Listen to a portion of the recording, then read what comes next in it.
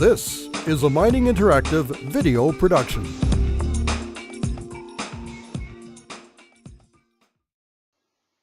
Good afternoon. This is Midweek with Nick Nicolaas. And the dateline is September the 29th, 2010 here in Vancouver. As I promised last week, today I will talk about Martin Armstrong and his economic confidence model. Over the years, I've written and spoken at conferences about Martin Armstrong and his economic confidence model, and specifically about the turnaround dates that are displayed in that model.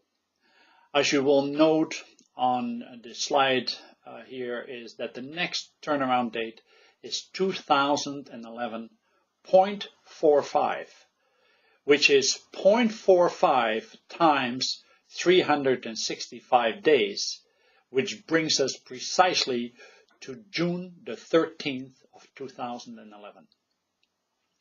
These turnaround dates are specific caution flags. These flags have proven to be right on the money since 1985, when I first started to pay attention to this model. These dates are not at all forecasting doom or boom, but they are specific flags that you need to pay attention to. These dates have proven to be dates indicating very major turnarounds of events. A little background. When the stock market crashed on October the 27th of 1987, right on the 1987.8 or 0.8 times 365 days, October 27, 1987, as flagged in his economic confidence model, then that model really got my attention, and I have followed this ever since. When in 1999, gold was at its low in the $253 range, I wrote my letter to my friends at that time, and I said, if gold breaks now $256 to the upside, then you have to load up and catch it with a baseball glove. Those were the words, my friend, that were not spoken by me at the time, but exactly the words of Martin Armstrong, who used those specific words at Michael Campbell's World Outlook Conference here in Vancouver, at which he was a guest speaker, and I attended that particular conference. Marty's economic confidence model has been my guide into the future for years for now. Trying to interpret what the next turnaround date of June the 13th, 2011 may bring is like trying to decipher and trying to unlock a mystery. But with Marty's help, it may give you, as well as myself, the key to unlock the mystery and take a look into what the future may bring for us. There now is an unofficial website for you to go to and to find out all about Martin Armstrong. Martin Armstrong, America's #1 political prisoner and author of the economic confidence model. The website has Martin's economic essays in PDF format, written from prison and covering global economic history, future trends, and first-hand accounts of market manipulation by the largest financial institutions. As Marty calls them, the club, the untouchables by the U.S. justice system. Also included are the most recent filings in connection with Armstrong's continuing quest for due process denied him by that same U.S. justice system. Martin's insights are based on an 8.6-year business cycle theory, which was inspired by the work of Nikolai Kondratyev. Although he does not have the database and the computer power in jail, and only uses, by the way, a manual typewriter, his periodic looks into the future certainly are worthwhile, and you must pay attention to them. His August 15th, 2010, World Share Market Outlook, as well as the essay on gold and the 64-year gold cycle which is dated September 17, 2010, are well worth the read. As a matter of fact, I'm in the process of rereading them all those essays, and try to find what is in store for me and my family and our financial future. And especially to try and interpret what the next turnaround date or flag, as I call them, of June the 13th, 2011 will bring. In his latest missive, Martin also rails, and as far as I'm concerned, rightly so, at the new gold coin sellers tax law, which is an amendment slipped into the recent United States healthcare legislation to track and tax coin and bullion transactions.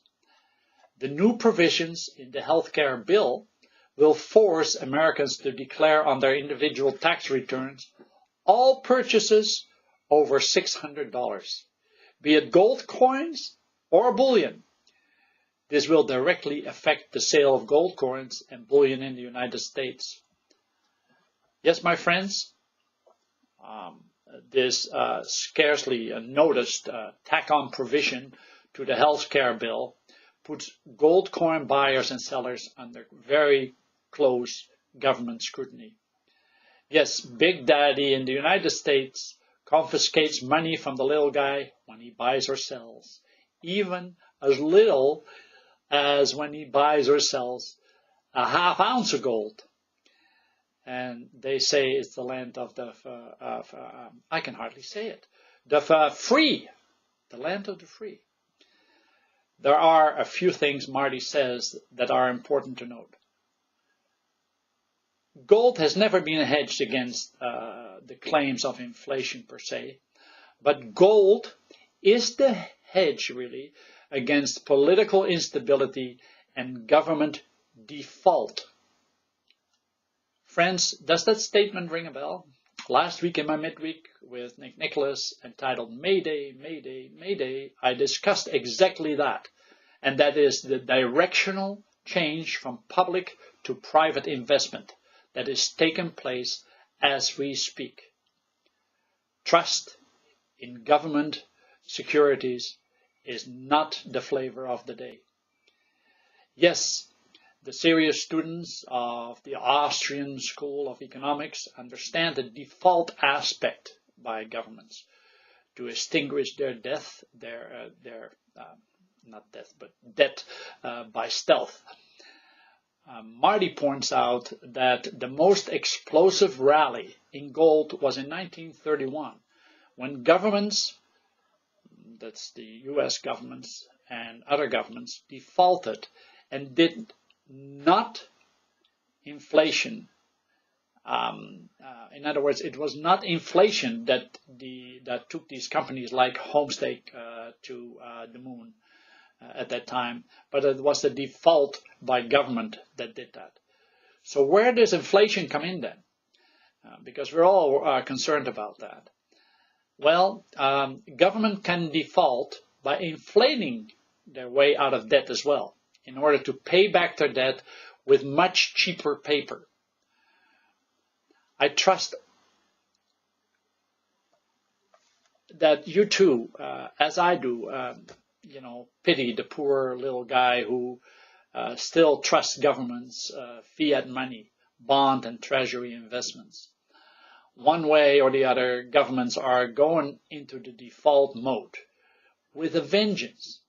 And they may even overnight, as Marty says, create a complete currency default by replacing their fiat paper currency with a new currency.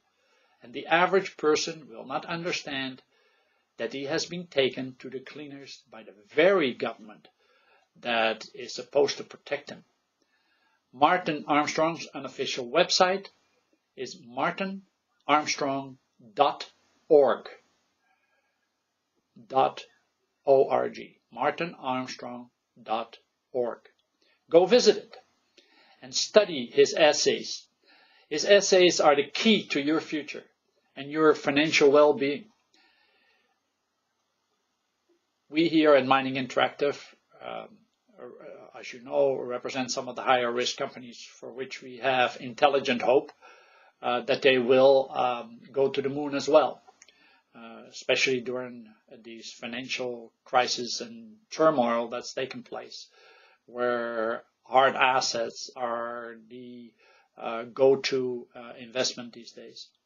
You will be able to find detailed information on these companies at our website at mininginteractive.com. Friends, go and look at martinarmstrong.org and study it. You have to always be in it to win it, so be in the hard assets. This was Midweek with Nick Nicolaas. And once again, stay tuned for my next Midweek with Nick Nicolaas. Bye for now.